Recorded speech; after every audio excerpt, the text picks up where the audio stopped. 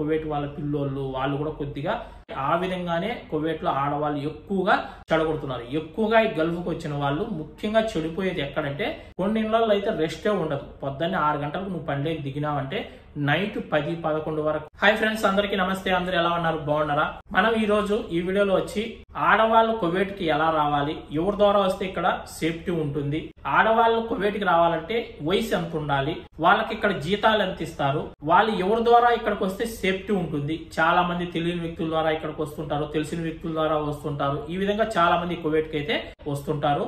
ఎవరి ద్వారా ఇక్కడికి వస్తే బాగుంటుంది ఏంటి, ఇంకా కొంతమందికి చాలా డౌట్లు ఉన్నాయి. అవన్నీ కూడా ఈ వీడియోలో క్లియర్ గా మాట్లాడుకుందాం. వీడియోని అయితే పూర్తిగా చూడడానికి ట్రై చేయండి, మీకు బాగా అర్థమవుతుంది. ఎవరైతే కువైట్ కి ఆడవాళ్ళు రావాలనుకుంటున్నారో వాళ్ళందరూ కూడా ఈ వీడియో చూశారంటే మీకు 99% పూర్తిగా కువైట్ గురించి మీకు అర్థమైపోతుంది.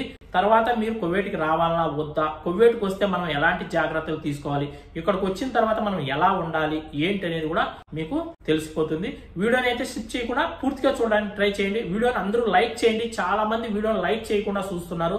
కొద్దిగా లైక్ చేశారంటే యూట్యూబ్ ఈ వీడియోని ఇంకా 10 మందికి చూపిస్తుంది, అందరూ చూసే అవకాశం ఉంటుంది. నాకు కూడా మీరు కొద్దిగా హెల్ప్ చేసిన వాళ్ళు అవుతారు. అదే విధంగా కొత్త వాళ్ళు ఎవరైనా చూస్తుంటే సబ్స్క్రైబ్ చేసి పక్కన ఉన్న బెల్ ఐకాన్ ఆన్ లో పెట్టుకోండి.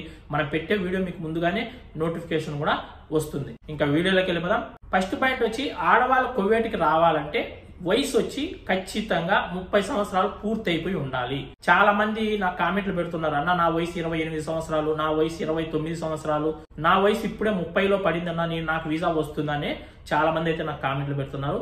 ఎవరైనా సరే ఆడవాళ్ళు ఇంట్లో పని చేయడానికి రావాలంటే ఖాజిన్ వీసా మీకు పుట్టాలంటే ఖచ్చితంగా మీ వయసు అనేది 30 సంవత్సరాలు పూర్తయిపోయి ఉంటేనే మీకు వీసా అయితే పుడుతుంది ఇంట్లో పని చేయడానికి వచ్చే వాళ్ళకు. ఒకవేళ మీరు బయట ఎక్కడైనా ఏదైనా జాబ్ చేసుకోవడానికి ఇలాంటి పనులు చేసుకోవడానికి రావాలనుకుంటే మీ వయసు 21 సంవత్సరాలు పూర్తి అయిపోయినా చాలు మీకు వీసా వచ్చేస్తుంది. అంటే సూన్ వీసా అయితే మీకు 21 సంవత్సరాలు పూర్తి అయిపోతానే పుడుతుంది. అదే మీరు ఇంట్లో పని చేయడానికి రావాలనుకుంటే ఖచ్చితంగా మీ వయసు 30 సంవత్సరాలు ఉండాలి. ఈ రోజు మనం ఇంట్లో పని చేయడానికి వచ్చే వాళ్ళ గురించి మాట్లాడుతున్నాం కాబట్టి ఇంట్లో పని చేయడానికి మీరు రావాలనుకుంటే మీ వయసు ఖచ్చితంగా 30 సంవత్సరాలు పూర్తి అయిపోయి ఉండాలి. ఇంకా రెండో పాయింట్ వచ్చి ఎవరైనా ఆడవాళ్ళు కువైట్ కి రావాలనుకుంటే ఎవరి ద్వారా ఇక్కడికి వస్తే బాగుంటుంది, మనకు సేఫ్టీ ఉంటుంది అనేది ప్రతి ఒక్కరు కూడా తెలుసుకోవాలి. నా ఎక్స్పీరియన్స్ ప్రకారం నేను చెప్పేది ఏమిటంటే ఎవరైనా సరే ఆడవాళ్ళు కువైట్ కి రావాలనుకుంటే కువైట్ లో మీ వాళ్ళు ఎవరైనా ఇక్కడ పని చేస్తుంటే మీ బంధువులైనా మీ ఫ్రెండ్స్ అయినా మీకు తెలిసిన వాళ్ళైనా ఎవరైనా సరే ఈ కువైట్ లో ఉన్న వాళ్ళ ద్వారానే వీసా తీసుకురావడానికి ట్రై చేయండి. కొత్త వాళ్ళ ద్వారా ఎవరి ద్వారా మీరు వీసా తీసుకొని అయితే ఇక్కడికి రావద్దండి. ఎందుకు ఈ మాట చెప్తున్నానంటే ఇప్పుడు ఎగ్జాంపుల్ కు మీరున్న ఊర్లో ఒక ఏజెంట్ ఉంటాడు, లేదా మీకు తెలియని వ్యక్తి ఉంటాడు, అతను ఒక ఏజెంట్ పని చేస్తుంటాడు. అతని దగ్గర కువైట్ వీసాలు ఒక 2-3 ఉంటాయి, ఇంట్లో వీసాలు. అతను మీకు వీసా ఇచ్చేస్తాడు. వీసా ఇచ్చేసి మిమ్మల్ని కువైట్ కి పంపించేస్తారు. ఇక్కడికి వచ్చిన తర్వాత ఇక్కడ మీకు ఏదైనా ఇబ్బంది కలిగితే, మీరు వచ్చిన ఇల్లు మంచిది కాకపోయినా, మీరు వచ్చిన ఇంట్లో సేఫ్టీ సెటాన్ని మంచిది కాకపోయినా, మీకు అక్కడ ఏదైనా ఇబ్బంది ఉంటే వాళ్ళు వచ్చి మిమ్మల్ని ఏమైనా కాపాడతారా? వాళ్ళు ఎక్కడో ఇండియాలో ఉంటారు, మీరు ఇక్కడ కువైట్ లో ఉన్నారు, మిమ్మల్ని వాళ్ళు ఏమైనా కాపాడతారా? ఒకవేళ వాళ్ళు కువైట్ వాళ్ళతో మాట్లాడే శక్తి వాళ్ళకు ఉంటుందా? కనీసం వాళ్ళకి అరబ్బీ అన్నా వస్తుందా? ఏమైనా ఇక్కడ ఇబ్బంది జరిగింది మీరు వచ్చిన ఇంట్లో, సేటు సెటానీతో మాట్లాడాలి. అప్పుడు వీసా తీసిన వ్యక్తి వీళ్ళతో మాట్లాడాలంటే ఫస్ట్ అతనికి అరబ్బీ రావాలి కదా. అతనికి అరబ్బీ రానప్పుడు ఎలా మాట్లాడతాడు, మిమ్మల్ని ఇక్కడి నుంచి ఎలా కాపాడతాడు? ఇది ప్రతి ఒక్కరు కూడా గమనించుకోండి. అదే మీకు ఎవరైనా కువైట్ లో తెలిసిన వాళ్ళ ద్వారా మీరు వీసా తీసుకొని వచ్చినారనుకోండి, మీ ఫ్రెండ్స్, మీ బంధువులు, లేదా మీ ఇంటి పక్కన వాళ్ళు, మీ ఊరు వాళ్ళు, ఎవరొకరు మీకు బాగా తెలిసిన వాళ్ళు, నమ్మకమైన వాళ్ళు ఉన్నారు, వాళ్ళ ద్వారా మీరు ఇక్కడికి వచ్చారనుకోండి, మీకు ఇక్కడ ఏదైనా ఇబ్బంది కలిగినా కూడా డైరెక్ట్ అతను ఇంటి దగ్గరికి వచ్చి సేటుతో మాట్లాడతాడు. మీకు అక్కడ జీతాలు సరిగ్గా ఇవ్వకపోయినా, ఆ ఇంట్లో ఏదైనా ప్రాబ్లం అయినా, ఏ విషయంలో అయినా సరే వీసా తీసిన వ్యక్తి సేటుతో మాట్లాడతాడు. ఒకవేళ కావాలంటే ఇల్లు మార్చి వేరే ఇంట్లో పెడతాడు. ఏదైనా చేసే శక్తి ఉంటుంది.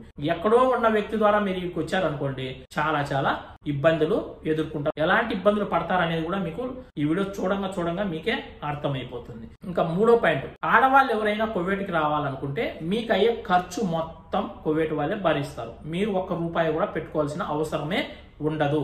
మీకు వీసా కానించి ఫ్లైట్ ఎక్కేంత వరకు ప్రతి ఒక్కటి కువైట్ వాళ్ళే పెట్టుకుంటారు.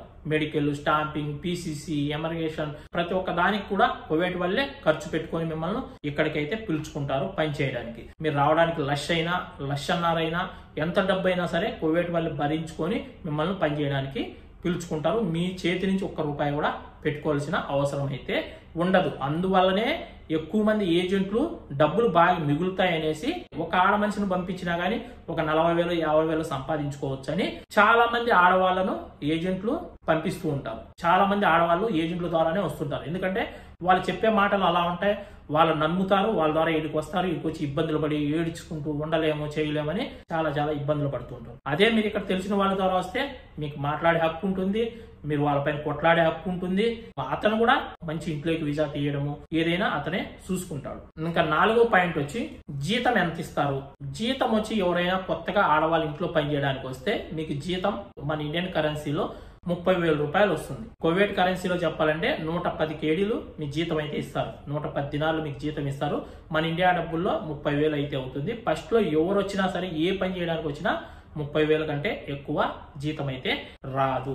ఇంకా 5వ పాయింట్ వచ్చి చాలా మంది మీకు వీసా తీసేటప్పుడు మీరు ఓన్లీ పిల్లలు చూసుకోవడానికే, ఇంకా వేరే పని ఏది చేయక్కర్లేదు, ఇల్లు క్లీన్ చేయక్కర్లేదు, బట్టలు ఉతికే అవసరం లేదు, మీరు ఏ పని చేయాల్సిన అవసరం లేదు, ఓన్లీ పిల్లలు చూసుకొని ఉంటే చాలు, మిగతా పనులు చేయడానికి వేరే మనుషులు ఉంటారని ఈ విధంగా మీకు కొన్ని రకాలుగా మాటలు చెప్తూ ఉంటారు వీసా తీసేటప్పుడు. ఎవరైనా ఇళ్లలో పని చేయడానికి వచ్చారంటే ప్రతి పని కూడా ఖచ్చితంగా చేయాల్సిందే. ప్రతి పని చేయాల్సిందే. పిల్లలు చూసుకోవాలి, బట్టలు వాష్ చేయాలి, బట్టలు ఐరన్ చేయాలి, ఇల్లు క్లీన్ చేయాలి, వంట కూడా నేర్పిస్తారు, వంట కూడా చేయాలి. ఒకవేళ నీకు వంట చేయడం రాకపోయినా ప్రతి ఒక్కటి మనమే కట్ చేసి ఇవ్వాలి. టమోటా, మిరపకాయలు, ఎర్రగడ్డలు అన్ని కట్ చేసి ఇస్తే మేడం వచ్చి ఓన్లీ గెంటి తీసుకొని కలబెడతా ఉంటుంది, మనం వేస్తా ఉంటాయి అంతే. మొత్తం పని అంతా మనమే చేస్తాం, ఓన్లీ గెంటి తీసుకొని కలబెడతా ఉంటుంది. అది వేయి ఇది వేయి అని చెప్తుంటే మనం వేస్తా అంటే కలబెడతా ఉంటుంది. ఆ విధంగా మనం తొందరగా వంట కూడా నేర్చుకునేస్తాం. మీరు అనుకోవచ్చు మాకు పిల్లలు చూసుకునే పని ఒకటే చెప్పారు, మాకు ఇల్లు క్లీన్ చేసుకునే పని ఒకటే చెప్పారు, నేను ఇంకో పని ఎందుకు చేస్తా, నేను ఆ పని చేయను ఈ పని చేయను, ఇలాంటివన్నీ జరగవు. ఇక్కడికి వచ్చిన తర్వాత అన్ని పనులు చేసుకోవాల్సిందే. ఇది ప్రతి ఒక్కరు కూడా గమనించండి.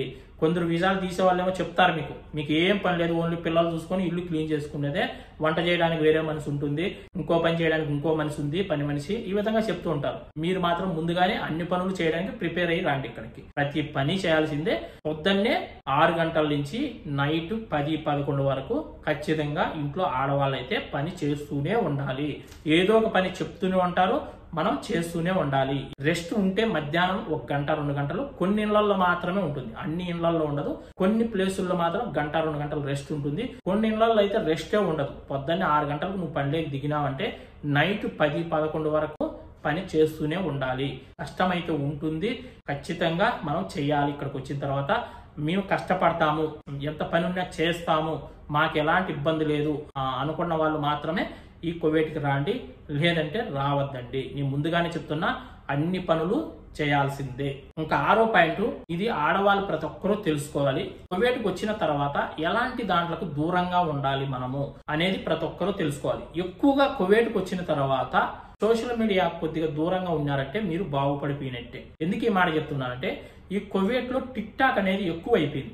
మన ఇండియాలో అంటే బ్యాన్ అయిపోయింది, ఇక్కడ టిక్ టాక్ వీడియోస్ ఎక్కువ అయిపోయినాయి. ఎక్కువ మంది ఏం చేస్తారంటే ఆ టిక్ టాక్ ఓపెన్ చేయడము, ఆ టిక్ టాక్ లో వీడియోలు చేయడము, డాన్స్లు వేస్తూ వీడియోలు చేయడము, పోస్టులు పెట్టడము, అక్కడ ఎవరో ఒకరు వాళ్ళ ఫోన్ నెంబర్ మెసేజ్ చేయడము, ఆ నెంబర్ మీరు తీసుకోవడము, వాళ్ళు మీరు మాట్లాడుకోవడము, ఆ విధంగా అది వేరే రకంగా దారి తీసే అవకాశాలు కూడా ఎక్కువగా ఉన్నాయి. ఆ విధంగానే కువైట్ లో ఆడవాళ్ళు ఎక్కువగా చెడిపోతున్నారు. మనం వచ్చింది దేనికి, ఇక్కడ పని చేసుకొని ₹1 డబ్బులు సంపాదించుకోవడానికి. అలాంటప్పుడు ఈ టిక్ టాక్లు ఎన్ని అవసరమా మనకు? కావాలంటే చూడండి, ఒక యూట్యూబ్ ఉంది చూడండి, ఏదైనా సరే ఒక సినిమానో పాడో చూడండి పొద్దుపోనప్పుడు. అంతేగాని టిక్ టాక్ లో మీరు డాన్సులు వేయడము, వీడియోలు చేయడము, ఈ విధంగా ఆ విధంగా చేయడం తప్పు కదా.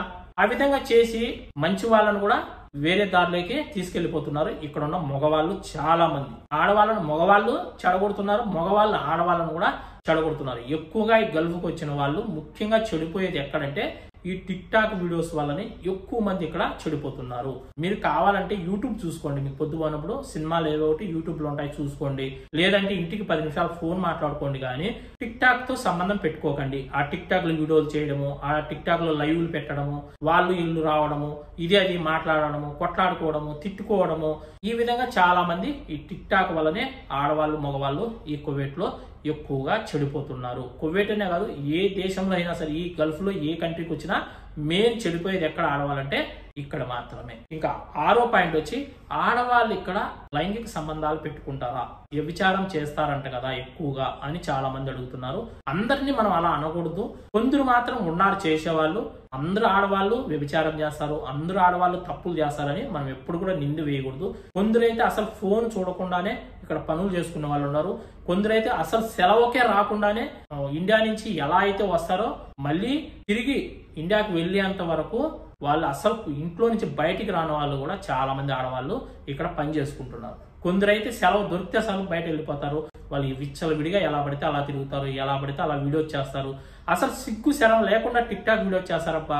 10 మంది జనాలలో ఎక్కడ పడితే అక్కడ డాన్సులు వేయడము, బీచ్ల దగ్గర ఇక్కడ అక్కడ డాన్సులు వేయడము, ఈ విధంగా కూడా చాలా మంది ఆడవాళ్ళు వీడియో చేస్తున్నారు. ఇప్పుడు మగవాళ్ళ మేమే ఒక వీడియో తీయాలన్నా ఒక వీడియో చేయాలన్నా కానీ మాకే అంత సిగ్గేస్తుంది 10 మందిలోకి వెళ్ళిన తర్వాత.